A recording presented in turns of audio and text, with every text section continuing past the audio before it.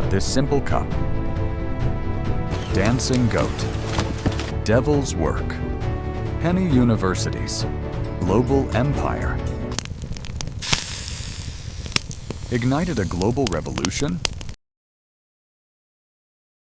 Our story begins not in a cafe, but on the vast, ancient highlands of 9th century Ethiopia, a place untouched by time. Here, a young goat herder named Kaldi noticed his flock dancing with a strange, boundless energy after eating berries from a peculiar tree. Intrigued by this strange phenomenon, driven by a spark of curiosity, decided to try the mysterious fruit himself. Overjoyed with his discovery, Kaldi rushed to the nearest monastery, presenting the magical berries to a wise and thoughtful abbot. But the monk, suspicious of Kaldi's euphoric state, dismissed the berries as the devil's work and cast them into a nearby fire. But from the flames, a new magic emerged. A rich, heavenly aroma began to fill the monastery, the first scent of roasted coffee the world had ever known. Drawn by the intoxicating scent, the monks cautiously approached the fire, their suspicion turning into captivated curiosity. One monk, using a small rake, carefully pulled the now dark roasted beans from the embers, preserving them from the flames. Fascinated by the roasted beans, the monks crushed them with a stone, curious to examine the treasure they had rescued. They then mixed these grounds with hot water, creating a dark, rich, and invigorating liquid, the world's very first cup of coffee. That night, the monks found they could pray for hours, their minds sharp and their spirits elevated, completely free from drowsiness. The secret of this wine of Araby, as it came to be known, could not be contained. Soon, scholars and travelers visiting the monastery were offered the miraculous drink. From there, it spread like wildfire across the Arabian Peninsula. Coffee houses, known as Cofee, sprang up in cities from Mecca to Cairo. By the 17th century, Venetian merchants, trading extensively with the East, introduced this exotic new beverage to Europe. And just like in the East, European coffee houses, particularly in London, became vibrant hubs of innovation, commerce, and intellectual debate. From a dancing goat in a forgotten field to the boardrooms of London, coffee had conquered the world, becoming a global commodity. So the next time you hold this simple cup, remember its extraordinary journey, from a forgotten legend to the engine of our modern world. The monk's secret did not stay within their walls.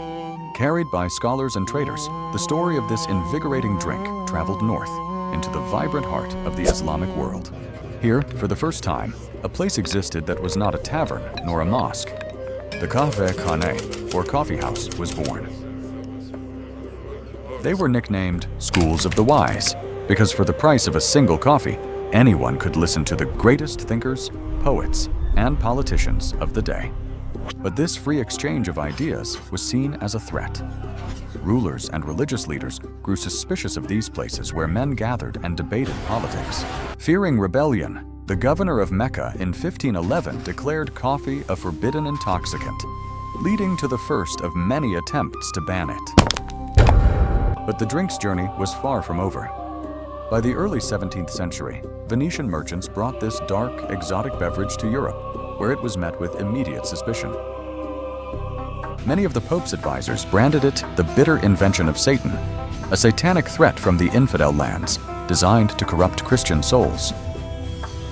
The controversy grew so intense that Pope Clement VIII was asked to intervene.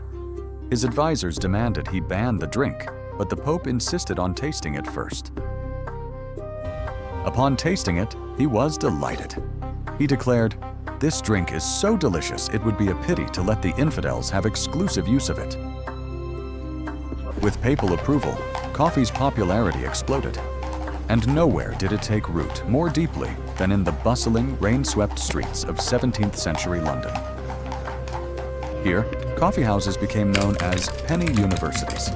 For the price of a coffee, any man could enter and join the most vibrant debates in Europe. Merchants and ship captains met here to insure their voyages over a cup. These meetings in Edward Lloyd's coffee house would become the world's leading insurance market, Lloyd's of London. It wasn't just commerce. Scientists like Isaac Newton would debate theories of gravity and optics here, laying the foundations of the scientific revolution over coffee. And so, from a single berry on a forgotten hillside, a global empire was born. Coffee had officially conquered the world.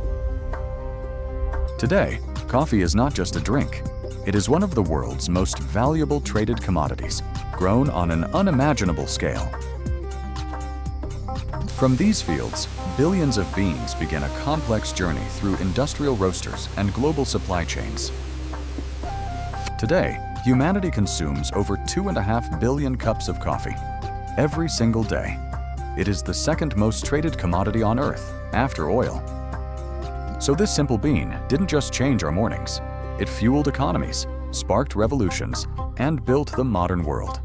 It is more than a drink. It's proof of how one small, forgotten discovery can change humanity forever.